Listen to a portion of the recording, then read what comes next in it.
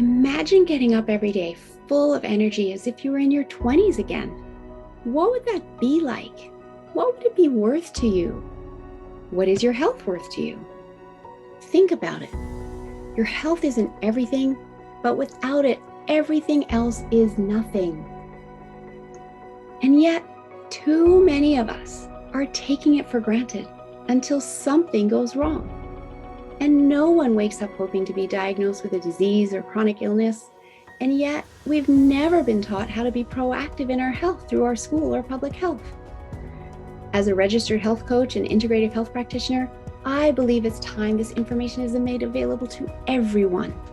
Combining new knowledge around your health and the ability to do my functional medicine lab tests in the comfort of your own home will allow you to optimize your health for today and all your tomorrows.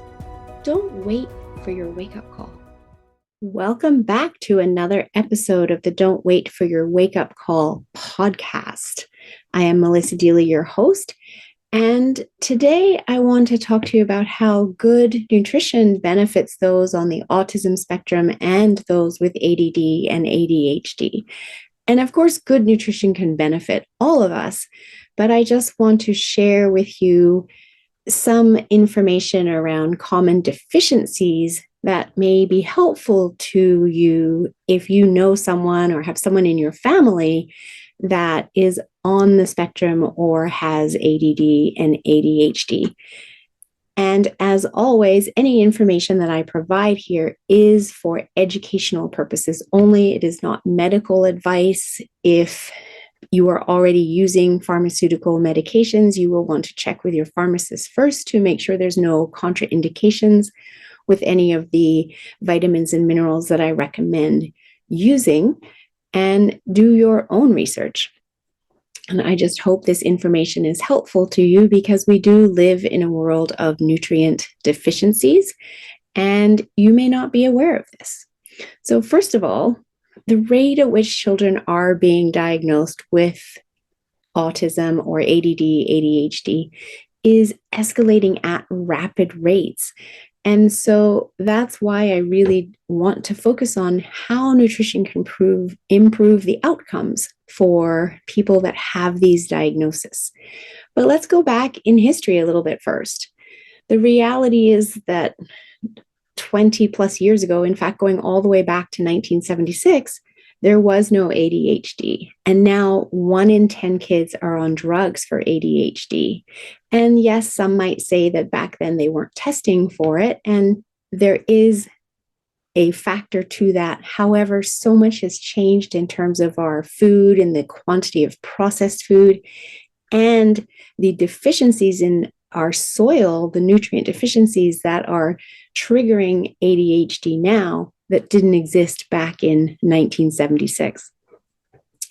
Back in 1997, 1998, 25% of children going to a therapist were prescribed Ritalin. And just 4 years prior to that, it was only 5%. So in 4 years, we went from 5% of kids being prescribed a pharmaceutical drug to 25%. And that is astronomical growth in just 4 years. And that happened over 20 years ago. So my question is why? And in my research, what I learned is that the companies that designed the questionnaire that therapists use in order to make this diagnosis are in fact big pharma. And the kids are diagnosed if they have 6 of 9 behaviors, such as failing to pay close attention to details, not listening when spoken to, failing to complete their homework, forgetting things, being easily distracted, speaking out of turn, can't sit still, they fidget or squirm, and they have difficulty playing quietly. Well, I don't know about you, but as a parent, to have 6 of 9 of those rate you as being ADD or ADHD, to me, those are very normal childhood behaviors, and they don't warrant putting a child on a drug right off the bat. And the purpose of this episode really is to have you start to question, do I need to put my child on a drug right off the bat, or do I need to look at what we can do nutritionally to support the deficiencies, and then see how the behavior changes if there are behaviors that you're concerned about, and if your child begins to thrive and the behavior improves simply from adjusting their nutrition. Another fact that I find quite horrifying is that between the years 2000 and 2003, there was a 369% increase in kids not yet old enough to go to kindergarten that were being prescribed Ritalin and other similar drugs. And I just question the side effects of putting such young children on drugs that they're taking every single day for however many years, and those side effects might not show up until adulthood. And meanwhile, there is very good research out of the UK that has been around for a number of years that shows that putting kids on omega-3s rather than Ritalin proves to be equally as effective without any of the negative side effects. And omega-3s are good for the brain, as well as the heart, eyes, skin, hair, and cell health. And the best source is wild fatty fish. And a lot of kids don't want to eat that, so they become deficient. They may be born deficient, as mom might have been deficient through her pregnancy. And it's so easy for us to get omega-6s in our diet because they're in everything. And so that increases our inflammation levels because omega-6s are inflammatory essential fatty acids. And it puts our body out of balance with the omega-3s such that we're in a deficient state in terms of omega-3 relative to the level of omega-6s we have in our body. And this research showed that after 1 year on omega-3s, the kids did just as well as the kids on Ritalin with no negative side effects as assessed by both their parents and teachers.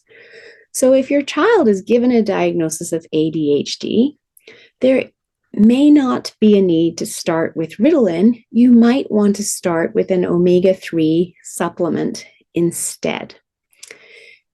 Nutrition plays a crucial role in supporting individuals on the autism spectrum as well. And there is no one-size-fits-all dietary approach. Several key nutritional factors should be considered. And as I said, I am not a doctor. This is not medical advice. This information is being offered for your education and for you to be able to do some more research into this. And this information also applies to those with ADD and ADHD. So first of all, let's look at a balanced diet. What are our kids eating? Are they getting enough fruits and vegetables, whole grains, lean proteins, and healthy fats in their diet? We want to be avoiding the consumption of processed foods as much as possible, including sugary snacks and fast food. And of course, those are designed to be addictive and the flavor's delicious. And so kids want more of them. However, if that's negatively impacting their behavior and how they feel, can you start making more meals at home to allow them to get what their body truly needs, which is the 7 to 9 servings of fruit and vegetables in a day and good quality nutrient-dense meals. I've already talked about the benefit of omega-3 fatty acids, and some great sources are salmon and mackerel in fish, as well as flax seeds and walnuts if you're vegan or your kids simply won't eat fish. And they do have such a positive impact on brain health and cognitive function. There's also very good supplements today that you can use, and ones that no longer leave that fishy aftertaste that kids wouldn't want to have, that you can look at as well. If you're relying solely on plant-based sources, you need a lot more of that in order to bring your omega-3 levels up, because your body has to go through an additional process in order to be able to turn that plant-based omega-3 into a usable form. So another aspect of your child's diet that you want to look at is protein. It is absolutely essential for the development and function of their brain. And you want to be ensuring that they are getting an adequate amount of protein. And good sources are lean meats, poultry, fish, tofu, and beans, and that they're getting some protein during every meal. Next, we have vitamins and minerals. So vitamin D is really important for overall health, particularly immune health, brain health, respiratory health, as well as bone and teeth health. And it regulates insulin levels. And supplementation is recommended as we simply do not get enough hours of sunlight exposure on our bare naked skin for enough hours a day and enough days of the year, with kids sitting in classrooms, sitting inside playing video games, etc., and not outside playing enough. And for adults as well, who are in offices all day long rather than out tending to the farm as our forebears did or forefathers did. So when it comes to vitamin D supplementation, 100% of Canadians are deficient if they're not supplementing. And that's true in the northern part of the US as well, just with our colder climates. And even in the sun belts, because of spending so much time indoors, we can be deficient if we're not supplementing.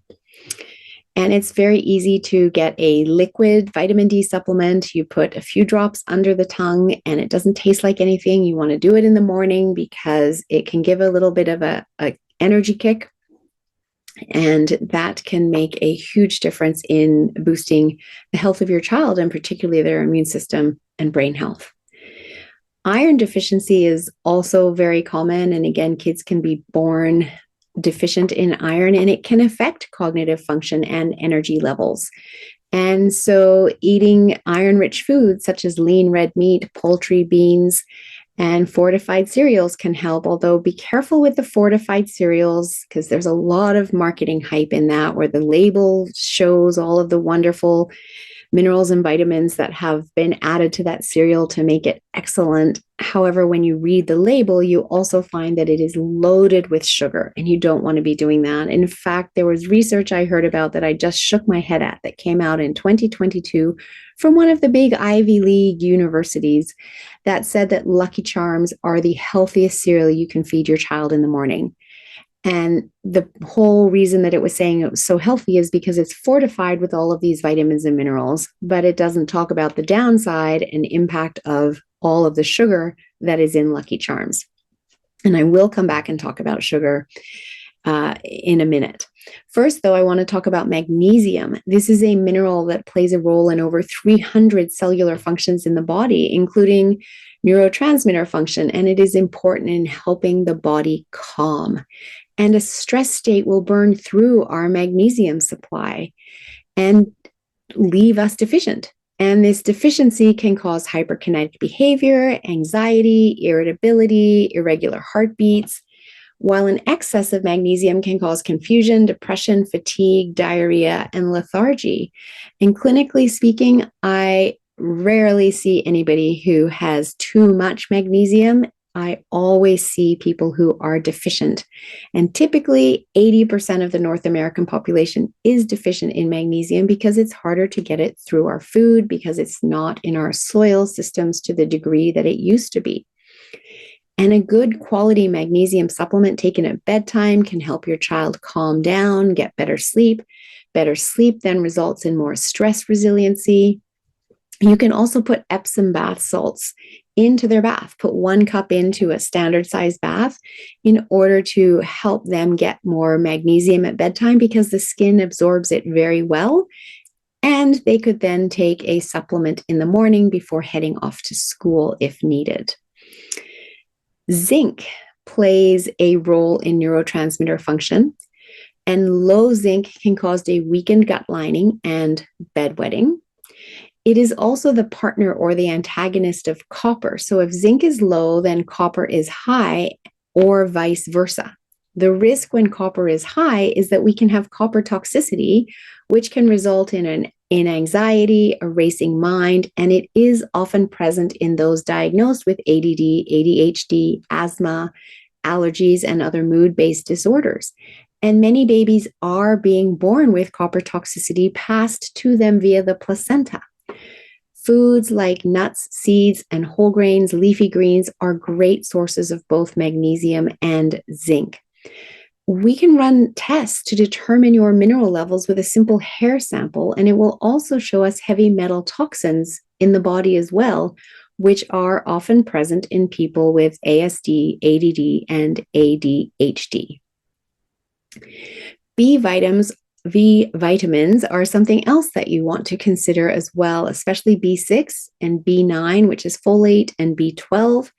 They are important for brain function, and they can be found in foods like leafy greens, legumes, poultry, and again, those fortified cereals, so be careful of those.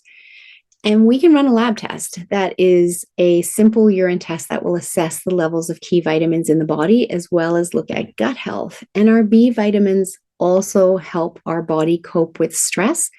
And during periods of stress, we burn through them. And so it's important to then be able to make sure we're putting them back into our body.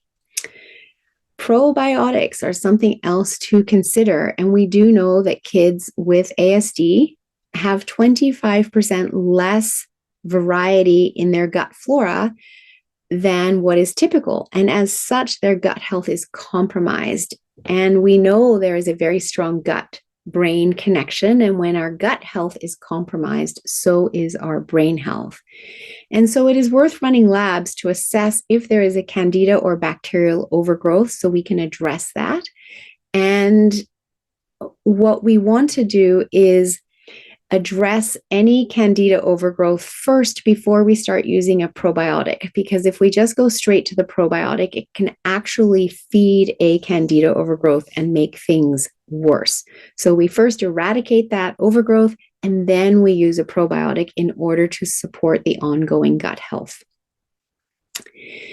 Next, I want to talk about food sensitivities and allergies, because some individuals with ASD or ADHD may have sensitivities or allergies to certain foods. And many people do, even if they don't have these diagnoses. And identifying and eliminating trigger foods from the diet can lead to symptom improvement. And again, we can run a lab test that will show sensitivities to 190 different foods. The 3 most common foods that people have sensitivities to are dairy, gluten, and eggs. Dairy and gluten are also highly inflammatory, and most people do better by eating less of them. In fact, with gluten, it actually acts as an excitatory neurotransmitter in the body, which can leave the adult or child feeling overstimulated and acting out, and not acting as the best version of ourselves, because they're under the influence of gliadin. And gliadin is the protein in gluten. Gliadin and gluten can trigger symptoms such as headaches, inflammation, high blood pressure, high cholesterol, the beginning phases of dementia and Alzheimer's, MS, neurological issues, lupus, autoimmune issues in general, skin rashes, mood issues in general, tantrums, tics in children, ADD, and ADHD. You see, when gliadin breaks down in the body to an amino acid called glutamate, it wipes out or lowers your natural anti-anxiety neurotransmitters, which can lead to an anxious child or adult, which leads to higher levels of stress, and that can throw off your hormones in your body and your immune system. So we have a double whammy going on, because it's an excitatory neurotransmitter already, and it wipes out your anti-anxiety neurotransmitters. And over time, glutamate, which is also inflammatory, begins to affect the nervous system, your gut, and your brain. And what we put into our body matters. It does impact our microbiome balance, and that impacts our overall health.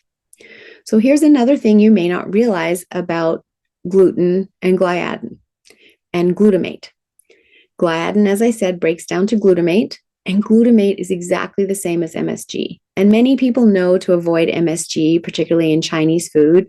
However, they don't realize that when they're eating gluten, they're getting it as well. And not only is gluten in our breads and our muffins, our pastries and our pasta, it's also in ice cream and toothpaste, because it's a thickening agent.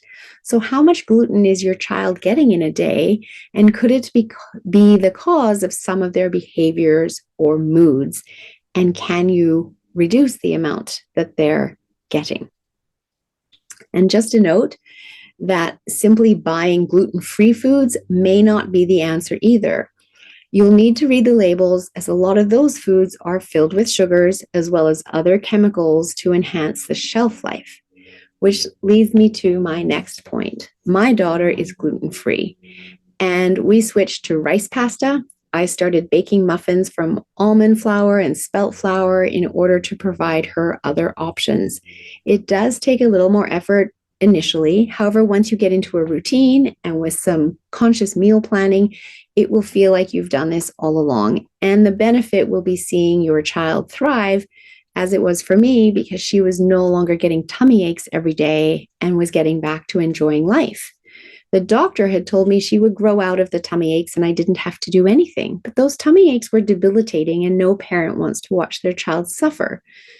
So when she couldn't tell me how long it would take for her to grow out of the tummy aches, I wasn't willing to sit around and wait. And so we did some testing and found out she had this sensitivity to dairy and gluten. We removed those foods from her diet and saw profound impacts in just 3 weeks of removing them. Now, everyone is individual, so her experience will be different to everyone else's. However, having that knowledge from the lab tests helped us feed her in a way that worked for her unique body. So next, I want to talk about sugar and artificial additives. Sugar is in everything these days, and excessive sugar intake and artificial additives such as food colorings and preservatives may exacerbate hyperactivity and attention issues in some individuals. And reducing or eliminating these from the diet may be beneficial. This really helped my other daughter. She'd never had a diagnosis. However, at the end of grade 2, her teacher told me that her ability to sit still and focus had declined over the course of the school year, as had her handwriting. I wasn't in health and wellness then. This is 18 years ago, and I didn't know what I now know. I had no idea how to support this, and so I asked the teacher, and she said, it may be a food sensitivity.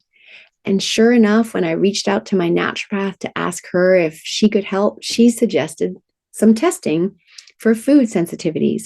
And we did that testing and discovered she was sensitive to both sugar and yeast. We removed these from her diet as best we could. And when school started the following September, she had the same teacher for the first week. And that teacher told me she was a different child. I had also seen the difference in her behavior very quickly, because the tantrums while crying out, "I don't know why I'm crying, Mommy," had stopped. For her, sugar amped up her body so much she felt out of control, and no one likes to feel that way. And so she would feel out of control, and then she would crash with the insulin crash, and it would end up in a meltdown when she couldn't handle it anymore. And a point here that you need to not only read the labels of food to see how much sugar is in it, but also drinks. Sugar is in so many of our drinks, including fruit juice. You might think fruit juice is healthy because it comes from an apple, it comes from an orange, and it's natural sugar. However, when we remove the sugar from the fruit, we're leaving behind all the fiber, and it's a straight spike of insulin to your child's body. And one apple juice box has 28 grams of sugar in it. That is equivalent to 7 teaspoons. You would never feed your child 7 teaspoons of sugar, and yet they will drink it in one juice box. So look at what is your child drinking, because pop and energy drinks are also full of sugar. Something else to consider in terms of drinks is caffeine. Caffeine can affect sleep and exacerbate hyperactivity and anxiety in some individuals with ADHD. We all have a varying degree of sensitivity to caffeine, and so limiting caffeine intake, especially in the afternoon and evening, is advisable. It is a stimulant, and we all have varying degrees of sensitivity. As I said, I'm very sensitive to caffeine. I've never drank a cup of coffee in my life, and if I have any caffeine after 2 p.m., I will be awake for hours. I take my clients off coffee for 3 weeks while we do the detox program, just so they can have awareness on how it's impacting them during the day and their sleep at night. And for those who are sensitive, to be able to make other choices, as often the very thing we are drinking to switch our brain on is actually the problem, as it's robbing us of good sleep at night and having us wake up tired, feeling like we need it. And when we give it up, we find we sleep better and we don't actually need it. So hopefully your children aren't drinking caffeine, but I recommend thinking twice before introducing it to your teenagers as well. Hydration is the next key point I want to talk about. We need to ensure proper hydration throughout the day, as dehydration can affect cognitive function and behavior. Our brain is largely made up of fat and water, therefore it needs good hydration. And properly hydrated means drinking half your body weight in water. So if your child weighs 50 pounds, they should be drinking 25 ounces of water, which does not include energy drinks and pop, fruit juice, or milk. It includes water, which can be flavored with the juice of half a lemon or half a lime or half an orange, or herbal teas or fruit teas or greens and fruit smoothies. Next up is meal timing and encouraging regular meal times that are spaced quite evenly apart during the day in order to maintain stable blood sugar levels. And that can help with mood as well as providing structure. And kids do well with structure. It gives them boundaries to work within so they know what is coming next. So ideally, having your meals 3.5 to 4 hours apart with a breakfast, a lunch, perhaps an afternoon snack, and a dinner is ideal. It allows the food to be eaten, to be digested properly, to then have the body be able to do a little bit of cleanup, which is what it's designed to do between meals before the next meal goes in. And individualized approaches are very important. As I explained with my family, one child couldn't do dairy and gluten, another child couldn't do sugar and yeast. And I choose not to eat red meat because my body does better without it. Every single one of us needs to find the right way to eat for our unique body. And that's something that I teach in my programs as well. And we've often been raised to eat what's put on the table in front of us. Obviously, for convenience, it's easier to make one meal for the entire family that we all share. It doesn't always work that way. And for adults, we might do that because that's how we were raised. And also we might have been told, eat what's on your plate because there's people starving in Africa. And as children, that caused us to suppress our own body's ability to let us know when a food wasn't what it wanted. We had a sensitivity to it. And it might have given us a symptom, but when we had parents telling us to hurry up and eat it, and we were forced to eat it, couldn't leave the table till it had been eaten, and that happened night after night after night, we overrode our own innate signals. And so as adults, we've lost a little bit of that. So it's really important to recognize that individual approaches are needed. And if a child is really not wanting to eat a food, to be asking deeper questions. How is it making you feeling? What is it about that food that isn't working for you? They may not have the language to say anything more than, I don't like it, until you start probing a little bit more with questions. So the next topic that I want to share is supplements. Supplements can be very beneficial in supporting our nutrient deficiencies and allowing us to get to a place where our body can thrive in life, in the classroom, where our brain can also be thriving. But I know the supplement industry can be very confusing because there's supplements that are cheap, that have maybe not enough of the ingredient in it for the body to actually do something with, or perhaps it's not the most bioavailable form, it's the cheapest form instead. And if it isn't bioavailable, it's hard for your body to absorb it. So understanding brands that you can trust and what supplements your body might actually need is really important. And that's where working with someone like myself, a healthcare practitioner that you already have in your life, can be helpful, as well as running the lab so that you know which minerals you might be deficient in, which vitamins you might be deficient in, so that you know and you can support your body in coming back into balance so that it can thrive physically and mentally. So I really hope this information has been helpful to you. I'd be happy to have a chat with you if you feel you need support in making some dietary changes in your household and or getting lab testing done. Simply go to yourguidedhealthjourney.com and click the book button to book a complimentary call with me. And if you know someone that this episode can help, please send it to them and invite them to listen. Thank you as always for tuning in to the Don't Wait for Your Wake Up Call podcast, and come back and join us again next week when I have another fabulous guest on the show for you. Are you a practitioner or a coach listening to this? If so, I would love to ask you, do you use hypnotherapy in your practice working with clients? And if not, would you like to? The power of hypnotherapy is limitless. And so often we experience our clients struggling to reach their goals. It's because they're coming up against their own brick walls and getting stuck. But you can help them through the power of hypnosis break through all of that, working with their unconscious mind to put the suggestions in, to have them taking the action to achieve the results that they want. They are thrilled with your coaching techniques. They're getting the results they want. You feel amazing because you are helping your client get the results they want. It's a win-win. And another win is that it's an added revenue stream for you in your business. So if you like the feel of helping your clients get the results they want, if you like the sound of that, then definitely reach out, Melissa at yourguidedhealthjourney.com, or click the Linktree link below for my Unlimited Power of Hypnosis class to learn more. It's a weekend designation program that I teach, valid in 42 countries. You write an exam after taking the experiential course, and you can be admitted to the American Board of Hypnotherapy and start using hypnotherapy one-to-one with your clients and have them achieving the results they want.